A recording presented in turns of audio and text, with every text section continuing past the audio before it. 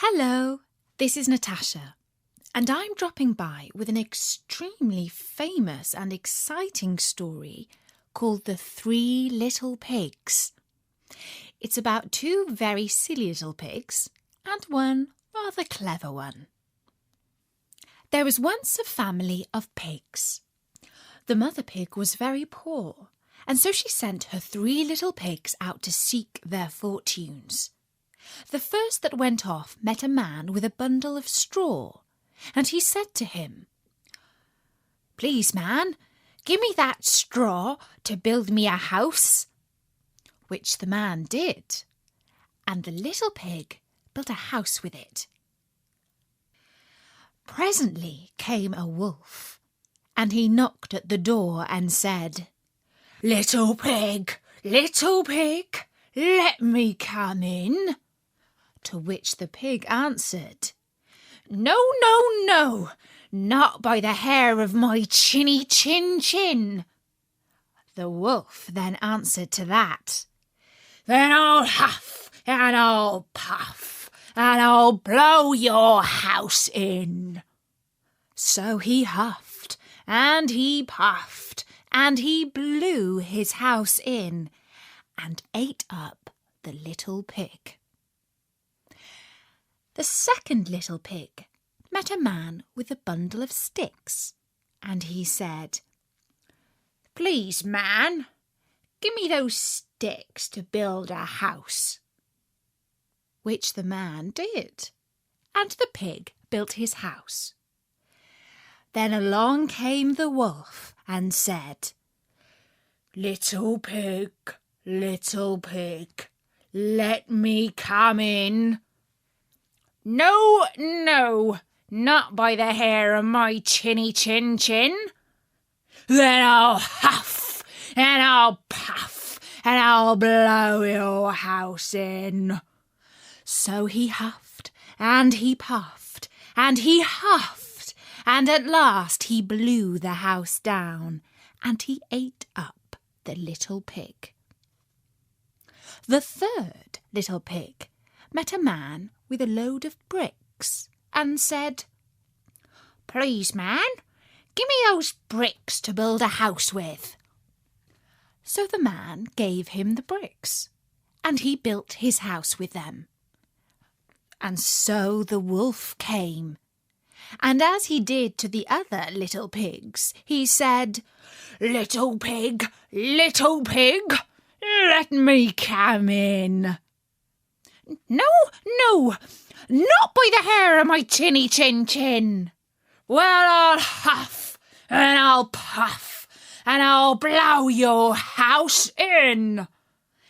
And he huffed and he puffed and he huffed and he puffed and he puffed and he huffed, and he could not get the house down. When he found that he could not with all his huffing and puffing blow the house down, he said, little pig, I know where there is a nice field of turnips." "Where?"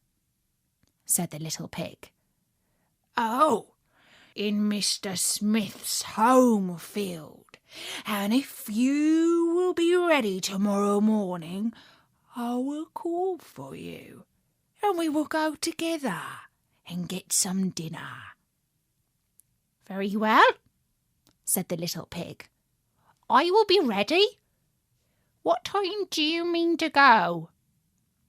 "Oh, at 6 o'clock. Well, the little pig got up at 5, and he got the turnips before the wolf came, who said, little pig, are you ready?" The little pig said, "Ready? I have been and come back again, and got a nice potful for dinner." The wolf felt very angry at this, but thought that he would get one up on the little pig somehow or other. So he said, "Little pig, I know where there is a nice apple tree. Where? Said the little pig. Down at Merry Garden, replied the wolf. And if you will not trick me, I will come for you at 5 o'clock tomorrow and get some apples. Well, the little pig ran up the next morning at 4 o'clock and went off for the apples, hoping to get back before the wolf came. But he had farther to go and had to climb up the tree, so that just as he was coming down from it, he saw the wolf, which, as you can imagine, frightened him very much. When the wolf came up, he said, "Little pig, what? Are you here before me?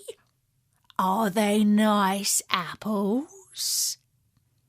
"Yes, very," said the little pig. "I will throw you down one." And he threw it so far that while the wolf was gone to pick it up, the little pig jumped down and ran home.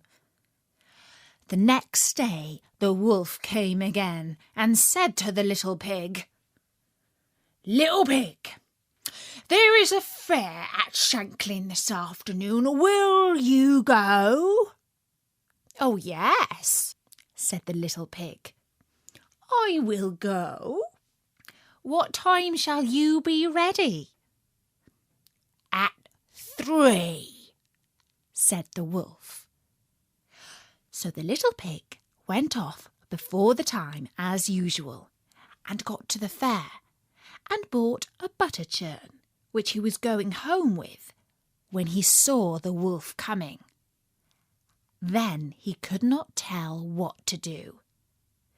So he got into the churn to hide, and by doing so it turned round and it rolled down the hill with the pig in it, which frightened the wolf so much that he ran home without going to the fair.